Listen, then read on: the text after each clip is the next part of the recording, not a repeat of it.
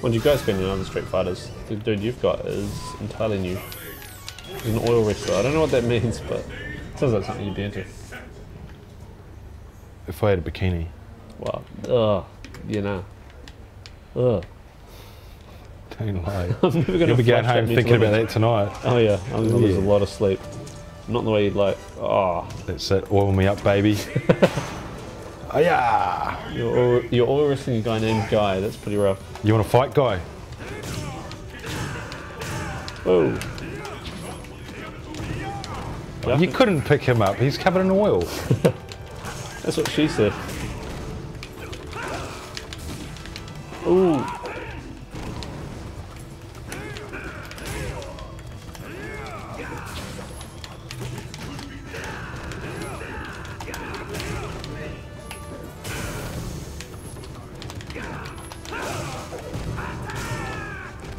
You take me when I'm still on the ground, that's not cool. Oh come on, you've got no health left. How's he standing? There you go. He's not. I'll let you know. I'll let you in on the secret. I just mashed the buttons in that because I have no idea who he is. No. He looks pretty shiny. I've got my Ultra, but I can't get the move to work. Tired of being known for just Tetris and post-apocalyptic shooters, all of Russia is pulled together to produce World of Tanks. Making bold claims about being massive, multiplayer and online, Telefrag checks out the Russian beta. It was in Russian. The game itself is supposedly marketed as an MMO game. It's more PlanetSide style in that it's persistent, in that your upgrades and the damage done to your tank persists between levels. But it plays more like Counter-Strike. You get to one small skirmish, you go through and shoot a bunch of guys, obviously, and if you die, you've got to wait till the end of the skirmish before you can leave, and at the end of it, you've got to pay for the repairs. So you only get about 30 people in a level. It's not massive in any particular way. I mean, Bad Company 2 is what, 64? So other games have substantially more in terms of being massive. The only real claim it has to being massively multiplayer is that your statistics are persistent. And even then it's not particularly exciting because being in Russian you don't know what those statistics are. World of Tanks. How apt is that sweet title? That's pretty much it. I mean, it's a world of tanks and there are no humans. Straight up, you are a tank, and if you die, your gunnery crew can't get out to enact some simple repairs. There's no repairs you can call in as far as I can see. It's just you're a tank. And at the moment the game, there's some cool mechanics to it, like you can see how multiplayer can, in a more professional level than what we were playing, which is sitting there screaming at it, will work out in terms of things like there are howitzers and things that sit at the back, and you can have spotter tanks up front, and it's incredibly frustrating getting blown up by a howitzer that you can't see, and you can't see with the spotters hiding either. But the fact that there is that element of teamwork to it is quite impressive, and especially at one point I was storming the enemy base and went to capture their flag, because the whole game is based on you capture territory. And I was sitting in their flag area, and there was a small tank there which I blew up, and I was feeling quite proud of myself. Of course, I didn't realise there was a howitzer watching it from another 500 metres away, and I just got detonated about 2 shots later. As a game, World of Tanks manages to take the exciting world of Counter-Strike and drown it in a bucket full of simulation. This leads to minutes of tedium and moments of quick tactical play. The modelling on the tanks is quite impressive. Playing as a Jag Panther, which have very, very thick front armour. Dudes will do very little, enemy tanks will do very little damage to me because my tank has so much armour, but if they got behind me, even the smallest tanks could destroy me in a matter of shots. Given that it's a beta, World of Tanks still has a long way to go before final release. However, our hopes aren't high that it will develop into a fully engaging multiplayer experience. I think, to be honest, in terms of trying to make the game better, it probably is reasonably flawed as a concept. I mean, even in tank battles there were infantry around, If you had infantry that you could dispatch to repair other tanks, I don't know if there are other tanks that can repair you when you die, like a medic in other games, but there seemed to be nothing like that in the games we played.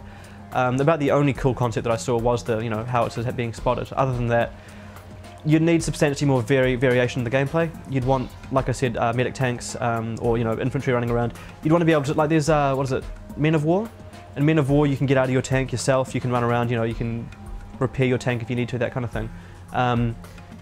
Without any of that, the game is just very, very staid. It's 2 or 3 things that you do in it, and beyond that, there's not much to it. Final thoughts on the Russian beta? If it was in English, it might be easier to know what you're doing. As it is, it's like, why is that even a language, man? This is the year 2010. Why are we not in one alphabet? Even the Japanese are writing shit in English these days, and the Chinese are as well. Chinese have, what is it, pinyin? That's written in English characters. Why can't the Russians just give it up already? We're kind of sick of you guys. Dude, wow. Telefrag would like to point out that Simon Carpenter's opinions are his and his alone. Not all of us are monsters. Just do 2 quarter circles or something. I've been doing that. It's not working.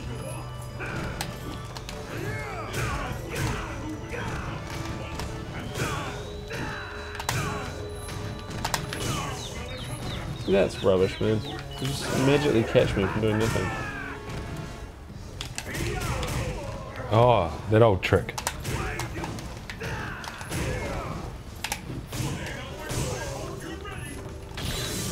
Yeah, that's right. Take that. Crap. Oh, Ooh. come on! What the hell? Well, that was you missing your... Sorry? Couldn't hear over the sound of how victorious I am. While only 4 years have passed in the StarCraft universe, 12 years of game design and storytelling improvements have happened in the field of video games. One core idea, which the StarCraft II development team has embraced, is the slow but steady expansion of role-playing elements into all corners of gaming. Titles such as Modern Warfare have shown with their perk system that allowing the player to define their characters and their playstyles is both hugely addictive and massively entertaining. The first step Blizzard took in having the player engage more was to remove the idea that you're simply a silent witness who performs the task on behalf of the in-game characters. I always thought of myself as God. Rather than the staid mission briefings which we had in StarCraft and Brood Wars, which was essentially 4 character panels all chatting amongst themselves and you're sort of a silent witness to that, you very much take the role of Jim Raynor in Wings of Liberty. And Jim Raynor has interactive mission briefings with the people around him, and he states his case, they state theirs. There's some pre-rendered cutscenes, there's some in-game footage to sort of set it up for you before you actually dive into the mission itself. So it invests the player much more in the missions they choose to take on, which is important and a great step forward. The next factor is that you now have the ability to choose if you take on certain missions and tasks, which in turn factor into what you can do further into the game. The plot is egg-shaped, so there's a certain amount of sort of divergence, if you like, in the way you play the game, and the characters who provide missions to you as well, Tychus Findlay, an ex-convict, and Gabriel Tosh, sort of a Machiavellian spectre. These guys, their missions aren't particularly, or rather, they're not black and white, they're not sort of good and evil, these guys definitely operate in the grey, and it's sort of it's very much a sort of a consequential, if you like. So, for example, in the dig, you're pilfering Protoss relics, and you're pilfering them for a profit for the Mobius Corporation. It is divergent, it does move, but ultimately there will be a single conclusion to the game. In the multiplayer side of StarCraft II, each unit you have has certain upgrades that you can choose to research or ignore in every match you have. Items you collect and research points you discover will allow you to fully embrace certain styles of play and hopefully add great levels of replayability.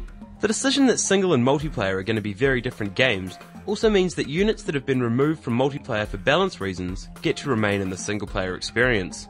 All hail the Goliath. This does mean that the single player campaign will in no way prepare players for online skirmishes via Battle.net. To combat this, and to help players improve in general, Blizzard have implemented a challenge mode.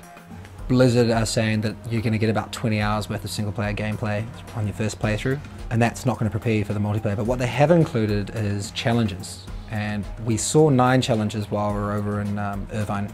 Only 2 of them were playable. The first one was Harbinger of Death, which is provides the player with a large Protoss force, and their ability to execute orders with the mouse is disabled.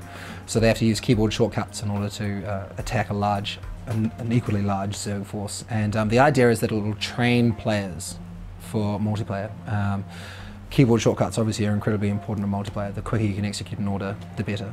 So there's a whole lot of challenges like these, and each of these you can complete various sort of achievements and rankings, and each of these achievements and rankings can in turn be used online for unique decals and unique avatars and so forth.